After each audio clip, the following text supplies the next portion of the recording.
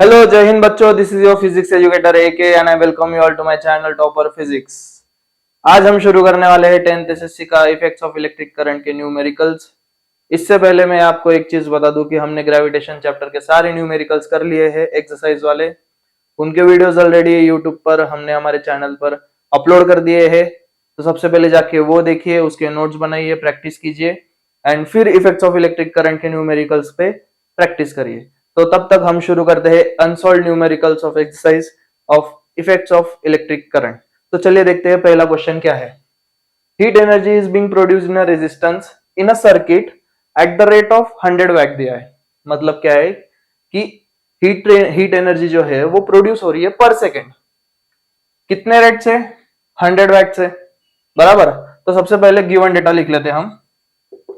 Given data, heat energy जो produce हो रही है H, that is nothing but your heat, वो कितना है? 100 वैट पर सेकेंड है। बेसिकली हर सेकेंड कितनी हीट प्रोड्यूस हो रही है? 100 वैट जितनी हीट प्रोड्यूस हो रही है। अब देखो उसमें क्या दिया है, the current of 3 ampere is flowing in the circuit. Current जो है, अब वो सर्किट जो है ऑब्वियस बात है उसमें से करंट फ्लो होगा, तो उस करंट का जो रेट है वो कितना है? वो 3 एम्पियर है। तो current I, that is nothing but your current, वो कितना फ्लो हो रहा है? 3 एम्पियर जितना फ्लो हो रहा है, बराबर। तो अब देखो फाइंड क्या करने बोला है, find the value of resistance. हमको रेजिस्टेंस R फाइंड करना है, रेजिस्टेंस R हमको फाइंड करना है। तो क्वेश्चन को ठीक से एनालाइज करेंगे और हमको ये दिख रहा है कि ये सरासर जो क्वेश्चन है वो जूल्स लॉ वाला क्वेश्चन है। जूल्स लॉ वाला क्वेश्चन है, हीट जूल्स लॉ वाला क्वेश्चन है, याद करो लेक्चर में जब पढ़ाया था तब। तो याद देखो, गिवन डेटा हो गया हमारा, उसके बाद टू फाइंड में हम क्या लिखेंगे? रेजिस्टेंस, बराबर। वही तो हमें फाइंड करना है। फॉर्मूला की बात करेंगे। जूल्स लॉ का फॉर्मूला क्या है? H is equal to I square R T. अब देखो फॉर्मूला देखो और गिवन डेटा देखो। H ऑलरेडी गिवन है हमको, है सर गिवन है। I ऑलरेडी गिवन है, उसका स्क्वायर कर देना है। R तो हमें फाइंड करना है, बराबर। T डिफाइंड नहीं है बट हमने फिर भी किया क्या? देखो क्वेश्चन को ठीक से पढ़ो। Heat energy is being produced in a resistance in a circuit at the rate of 100 watt. मतलब ये जो 100 वैट जितनी हीट प्रोड्यूस हो रही है वो पर सेकेंड ही प्रोड्यूस होंगी ना, पर सेकेंड। पर सेकेंड मतलब क्या? ईच सेकेंड मतलब हर एक सेकेंड में 100 वैट जितनी एनर्जी प्रोड्यूस हो रही है। तो टाइम क्या आ गया हमारा? T is equal to 1 second, बराबर। अब हमारे पास T भी है, तो हम क्या करेंगे, ये फॉर्मूला में सारे वैल्यूज पुट कर देंगे। तो याद देखो सॉल्यूशन में देखेंगे हम, H is equal to I square R T. H की वैल्यू क्या है? 100 है। I कितना है हमारा? I इज 3 एम्पियर, तो उसका स्क्वायर करेंगे तो वो आ गया 9। R क्या है? R तो फाइंड करना है सर। T कितना है? 1। तो देखो ये 100 आ गया, 9 into 1 is 9 into R। R तो हमें फाइंड करना है, तो R को हम वही रखेंगे, ये 9 को इधर लाके 100 से डिवाइड कर देंगे। 100 से डिवाइड करने के बाद हमको R मिलेगा। अब याद देखो सादी सिंपल बात है, ये 100, ये 9 लिखो, ये 100 लिखो। 9 1 जा 9, ये 1 0, ये 1 आया फिर से, ये 9, ये 1, ये 0, पॉइंट लो तो ये 11.11 आएगा। Therefore R is equal to 11.11 ohm. तो रेजिस्टेंस कितना मिला हमको? 11 ओहम जितना रेजिस्टेंस मिला। ये यूनिट देना मत भूलना, ohm. Ohm is the resistance, या फिर उसको रेजिस्टेंस की यूनिट बोलेंगे हम। तो इतना है, आर की वैल्यू हमको मिल गई। ये हमारा पहला अनसॉल्व क्वेश्चन है, ध्यान से देख लो, प्रैक्टिस करो। बढ़ते अभी नेक्स्ट न्यूमेरिकल के साथ। तो चलिए बच्चों देखते हैं हमारा सेकंड क्वेश्चन क्या है। Two tungsten bulbs of wattage 100 watt and 60 watt power work on 220 volt potential difference. अब दिया क्या है हमको? दो टंगस्टन बल्ब दिए जिनका वैट कितना है? 100 और 60 वैट, बराबर। क्या काम कर रहे हो? Work on 220 volt potential difference. 220 volt potential difference मतलब अपने घर पे जो लाइन आती है वोल्टेज दैट इज 220 वोल्ट, तो उस पे वो दो बल्ब काम कर रहे हैं। If they are connected in parallel, अब ये दो बल्ब जो है वो पैरेलल में कनेक्टेड है, तो how much current will flow in the main conductor. तो चलो पहले डायग्राम देख लेते क्या है। ये तुम्हारा पैरेलल कनेक्शन वाला है, तो थोड़ा सा ध्यान से सॉल्व करेंगे हम इसे। अब यहां देखो, ये आ गए तुम्हारे दो बल्ब, अब ये आ गया तुम्हारा मेन कंडक्टर, ये नेगेटिव, ये बड़ा वाला पॉजिटिव, दैट इज 220 वोल्ट, बराबर। पॉजिटिव से करंट फ्लो होगा तो ये यहाँ तक आएगा, ये तुम्हारा जंक्शन पॉइंट, यहाँ से करंट I1 पास होगा, यहाँ से करंट I2 पास होगा, ये बल्ब B1, ये बल्ब B2। ये हमारा पैरेलल कॉम्बिनेशन आ गया, ये बल्ब B1 है, ये बल्ब B2 है। बल्ब B1 का जो वैट है वो 100 वैट है एंड B2 का जो है वो 60 वैट है, बराबर। अब यहाँ देखो, यहाँ से जो जाएगा वो करंट I पास होगा। अब एक चीज हमेशा याद रखो, since this is a parallel combination, parallel combination में जो वोल्टेज है वो पूरा का पूरा सेम होता है। बल्ब B2 की तरफ भी सेम रहेगा, B1 की तरफ भी सेम रहेगा। The only changing factor here is current. अब मेन कंडक्टर कौन सा है, ये पॉइंट से लेके ये पूरा मेन कंडक्टर है। अब मेन कंडक्टर में कितना करंट फ्लो हो रहा है वो हमें जानना है। अब मेन कंडक्टर में से जितना करंट फ्लो होगा वो यहाँ पे आके बच जाएगा I1 I2 में। तो हमको बेसिकली क्या फाइंड करना है, टोटल करंट I। तो हम कैसे मिलेगा वो I1 प्लस I2 से मिलेगा, बराबर। तो चलो अब देख लेते क्या क्या गिवन है, गिवन डेटा लिख लेते। देखो, दो बल्ब दिए हैं जिनकी पावर 100 वैट है एंड 60 वैट है, मतलब P1 will be 100 watt and P2 will be 60 watt. अब दिया क्या है, potential difference that is nothing but your voltage V 220 volt. Find क्या करना है, how much current will flow in the main conductor, मतलब ये पूरे मेन कंडक्टर में करंट I कितना फ्लो हो रहा है वो फाइंड करना है। तो ये आ गया I, बराबर, ये आएगा 2 फाइंड में। अब बात कर लेते हैं हम फॉर्मूला की। फॉर्मूला, अब हमको पता है पावर का फॉर्मूला कहां से मिला है, P is equal to V into I। ये रहा हमारा पावर का formula, power is equal to voltage into current, बराबर। अब यह देखो, ये तो जनरल फॉर्मूला आ गया, पर अपने पास दो बल्ब है, बराबर, तो उसके हिसाब से दो करंट बटेंगे, but voltage will remain same. तो हम क्या करेंगे, ध्यान से देखो, P1 is equal to V into I1। P1 क्यों, क्योंकि दो बल्ब है तो हमने पहले बल्ब को P1 दे दिया, वोल्टेज तो सेम ही रहेगा। I1 क्यों, क्योंकि पहले बल्ब में I1 करंट पास होगा, एंड सेम हम करेंगे P2 के लिए, V इंटू I2। अब P1 की वैल्यू कितनी है, P1 की वैल्यू 100 है, V कितना है 220 वोल्ट, I1 तो फाइंड करना है। तो हम क्या करेंगे, ये 220 वोल्ट को इधर लाके डिवाइड करेंगे, 100 upon 220, that will give you I1। अब याद देखो, ये एक जीरो गया, ये एक जीरो गया, तो I1 बराबर 10 अपॉन 22, बराबर।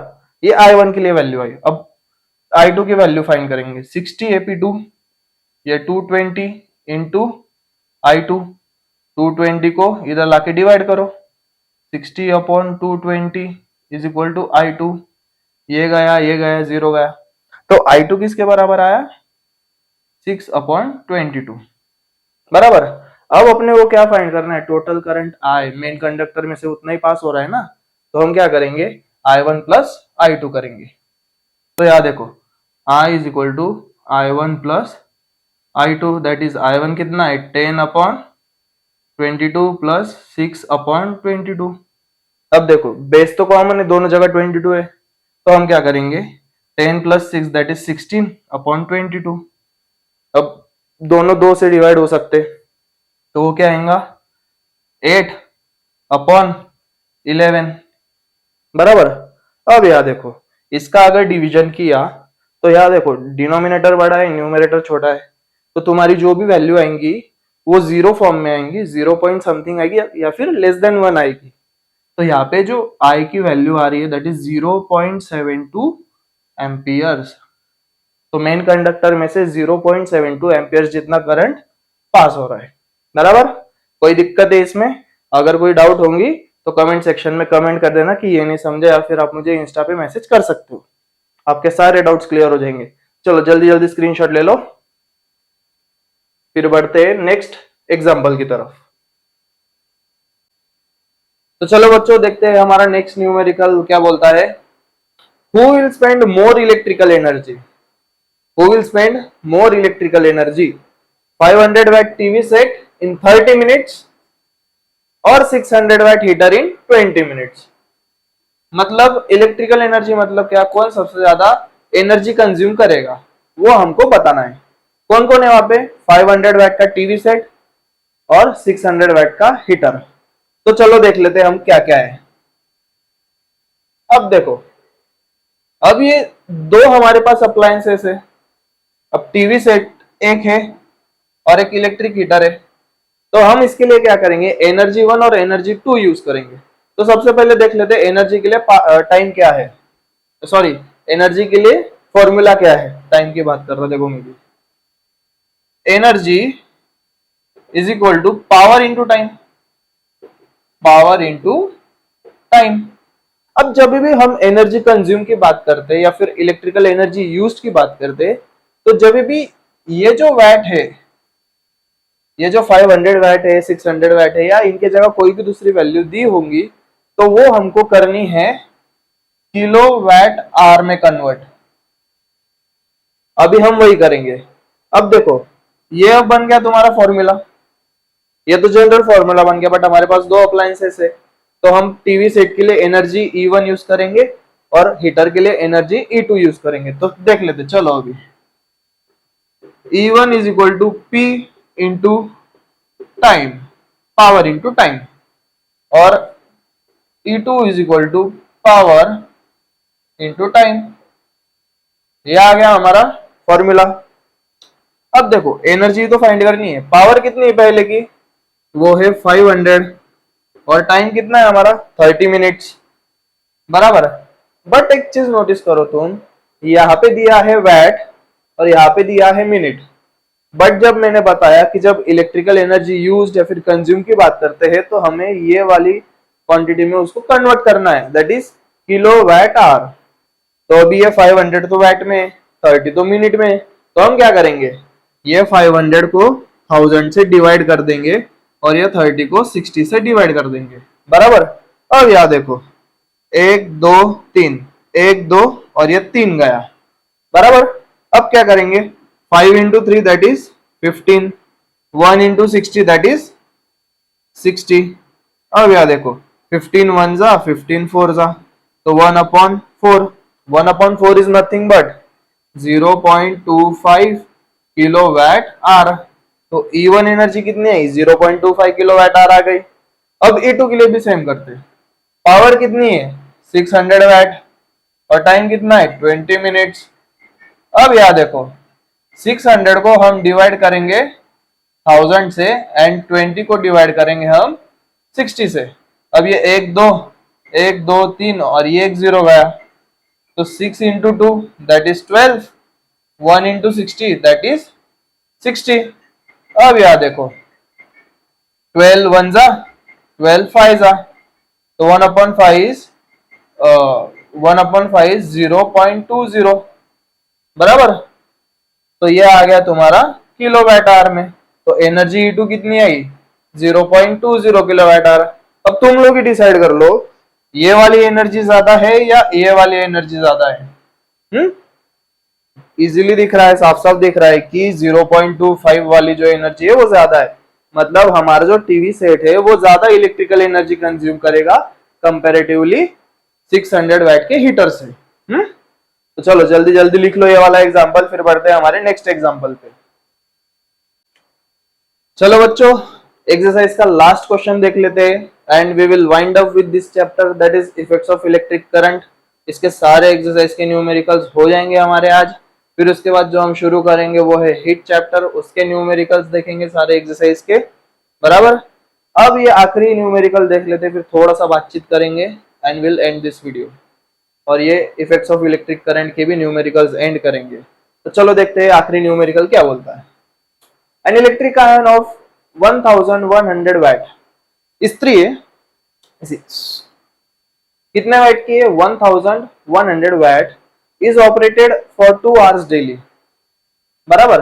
अब जो स्त्री है 1100 वैट की, वो डेली ऑपरेट कर रहे हैं हम 2 घंटे, हर दिन 2 घंटे कपड़े इस्त्री कर रहे हैं। अपन पढ़ाई तो करनी है नहीं अपने को, सिर्फ इस्त्री करेंगे, बराबर।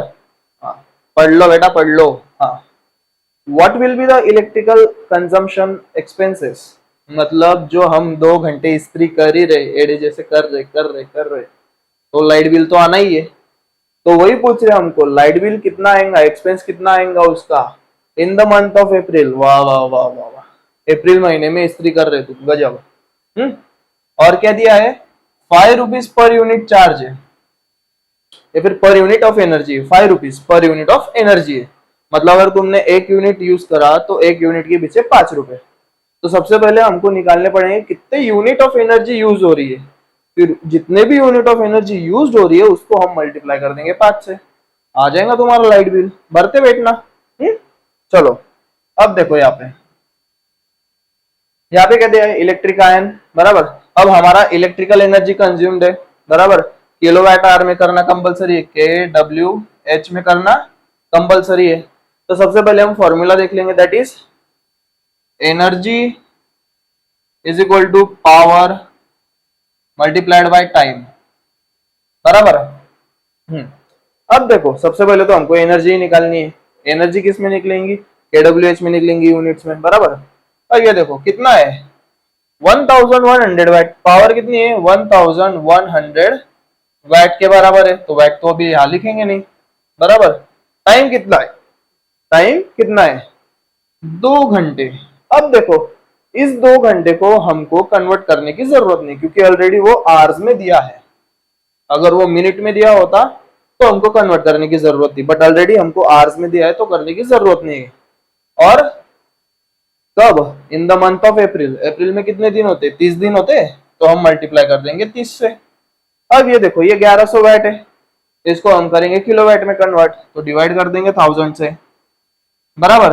अब ये देखो ये 1 2, ये 1 2 और ये 1 और ये 1 कट हो गए, कट गए जैसे तुम्हारा कट गया, बराबर।